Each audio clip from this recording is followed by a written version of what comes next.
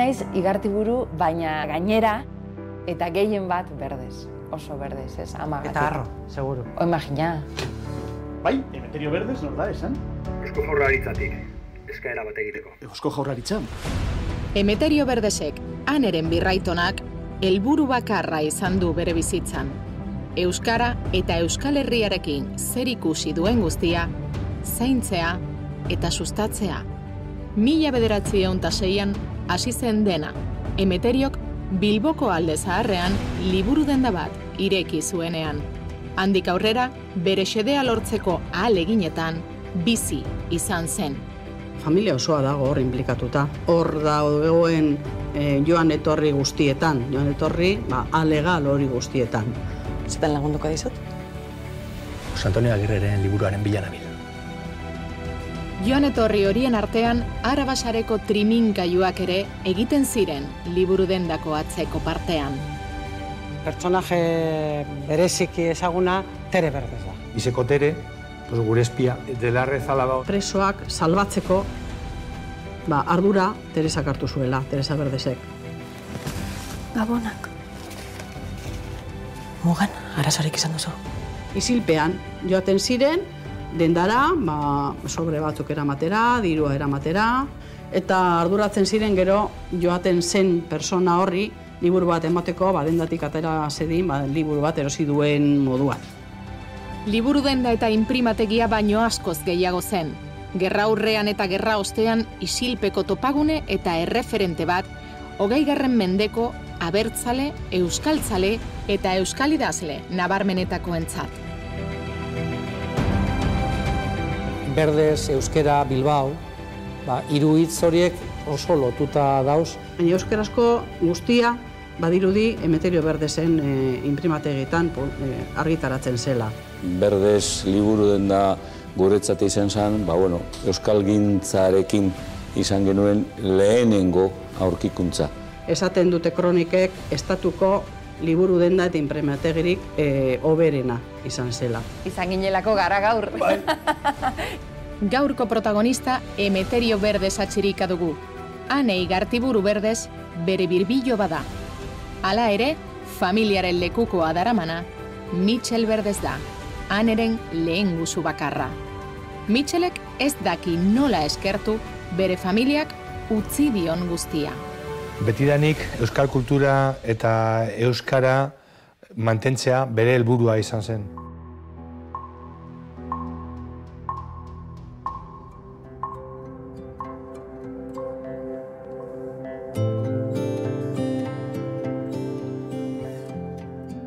Mitxel, zure birraititaren Emeterio Berdezen konpromisoak euskera, euskal kultura, abertzaletasuna izan ziren. Zun zerbait jakingo zen duen, baina bidai honetan hainbat ikasi duzu, ezta? Bai, jende askorekin egin dugun berroa. Adibidez, Joseba Agirre Azkuenaga, historialaria. Euskal kultura, horako hirigune handitan, euskal kulturaren babesleku bat izan zen. Andres Urrutia, euskaltzain burua. Gaur egunean zaila da olako leku bat aurkitzea. Juan Mari Aburto, gure alkatea, Bilboko alkatea. Segurazki, Berdez barik, Bilboko euskeraren egoera desberdina izango zen. Angel Zelaieta, antzinako lankide Berdezen. Tortzen zen mundu guztia orduan, orduko euskaldunak, euskarazko munduan bizi zirenak eta... Begoña Bilbao aditua ere bai. Abertzaletasunaren barruan, hor lan handia egin zuen enpresa horrek Berdez, liburu denda eta inprimategiak. Eta bestaldetik nire familia guztian, nire lehenguzinean. Bai beti eratu inzait gauze bat, jakitean, birraitzitze Emeterio, hori nazionalismo hori nundik etorri jakon ze... Eta imaginatu bai txikitan nola izango ziren imprenta horiek egun horietan, ez? Zer iruditu zaizu egin dugun bidaia? Zoragarria izan da niretzat eta nire familiarentzat, eta oso pozik nago.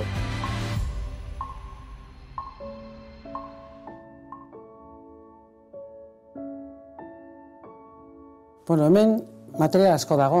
Ez dakit nondik hasi egin gaiteke zen. Hemen daude Emeterio eta bere sendi guztiak. Bai, Emeterio izango da. Hau da, Emeterio, hemen dago Tere, Pepe eta Vicente. Joseba, zu zara Emeterio Aitite ezagutu zen duen bakarra. Zer gogoratzen dozu?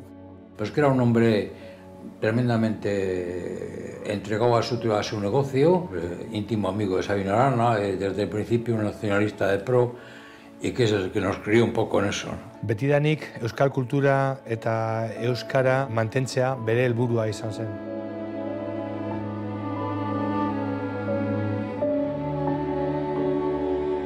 Lehenik eta behin, historia bera, ez? Zer suposatzen duen liburutegi hortako familia inguruneko bat izatea, ez? Zer suposatzen zuen liburutegiak euskal kulturan, Bilboko hirian. Emeterio EAJ-koa militantea da. Fundatzailea da Emeterio, Sabino Aranarekin eta beste batzuekin batera, partiduaren fundatzaileak dira. Orduan, lagunak ziran eta bere lanak ateratzen zituen bere etxean. Baita Eusko Alderdi Jeltzalearen panfletoak esaten duguna, propagandarako, kartelak, horrelako denak egiten ziren liburu dendan, edo imprimategian. Y me acuerdo cosas que me contó él. Una vez estaban imprimiendo y con euskera. Y pasó allí un guardián y tal. Y, ¿qué estás haciendo ahí y tal? Y le dice, nada, el capellán, que me ha encargado una cosa en latín, ¿no? Y el tío se largó. Euskarazko guztia badirudi Emeterio Berdesen imprimategitan argitaratzen zela.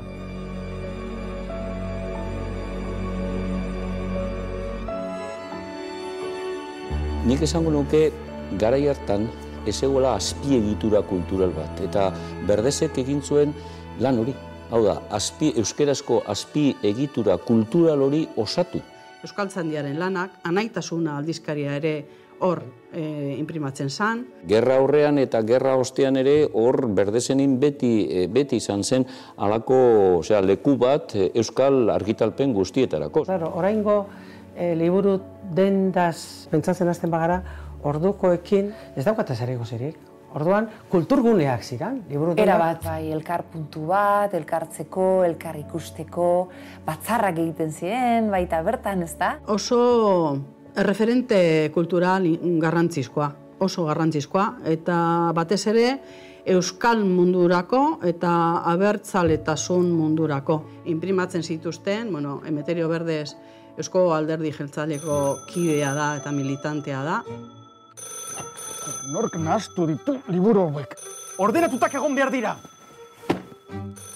Eta urrutizkina? Nik hartu behar dut, ezta? Beti bezala.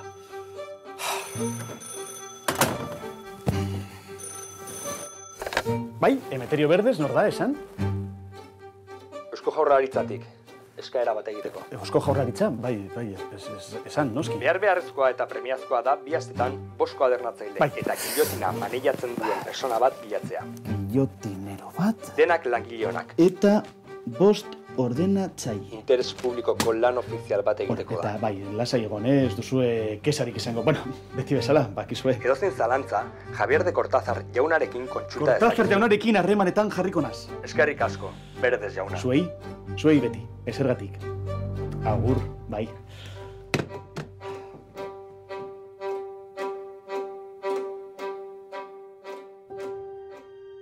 Begira, Jaurlaritzarekin oso harreman estua zuela biztan dago, zehor badago gutun bat, Jaurlaritza bialtzen diona, esaten deutza, siendo de imprescindible y urgente necesidad disponer durante 2 semanas de 5 encuadernadores y un guillotinero, buenos obreros los 6, para un trabajo oficial de interés público, es indispensable que ponga usted a disposición de este Departamento de Hacienda 1 o 2 de sus mejores oficiales, para lo cual se pondrá de acuerdo con don Javier de Gortázar, a quien facultamos ampliamente para el caso. Eta justo, gutun hori dago idatzita, Gernika bombardatzen daben data berean, Bilbao, 26 de abril de 1937. Eta idatzia bialtzen deutze, don Emeterio Berdez atxirika. Hemen ikusten da, ze harreman zeukan Emeteriok Eusko Jaurlaritzarekin. Gainera, Nire aitita Pepe, Jose Antonio Agirreren lagun mina zen. Familia osoa dago hor implikatuta. Hor dagoen joan etorri guztietan, joan etorri alegal hori guztietan. Baina pertsonaje bereziki ezaguna Tere Berdez da. Tere Berdezen formakuntza, esango genduke politika egintzen emakume abertzale batzaren barruan. Izeko Tere, gure espia. De la Rezalaba hori ba. Eta zer egin zuen Teresa Berdezek? Hor esan behar da alaba sarea dela. Isilpeko sare guzti hori Eusko Jaurlaritzaren zerbitzuan lan egiten zuen.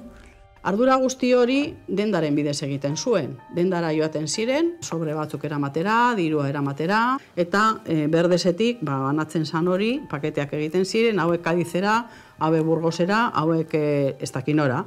Eta egiten zuten hori familien arteko harreman hori, emakume abertzale batzaren eginkizun handia izan zen. Debekatutako liburuak, euskarazko liburuak, bilerak, han egiten zuten. Orain ikusi dut nola egiten zuten lan klandestino hori.